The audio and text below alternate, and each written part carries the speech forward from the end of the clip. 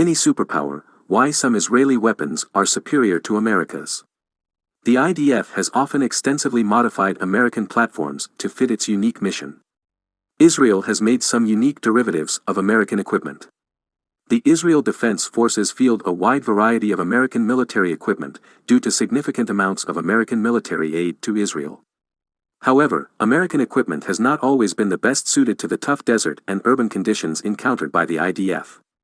As a result, American equipment in Israeli service is often extensively modified to fit the IDF's unique mission. Here are some unique derivatives of American equipment that the IDF fields. 1. MAPAT's anti-tank missile. The IDF has had a long relationship with the anti-tank guided missile. In the long desert approaches that surround Israel, anti-tank missiles can direct the flow of combat and are very effective weapons. While the first ATGMs fielded by Israel were the French SS.10 and SS.11, it was replaced in the late 1970s by the American TOW, or of in IDF service, missile. 2. Israeli M16 and CR-15 variants. While nominally most of the IDF has switched over to the TAVR, variants of the M16 continue to serve in the IDF.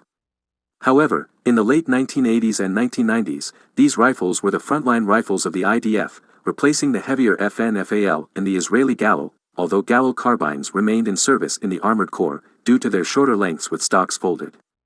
In the aughts, Israel set about modernizing these rifles.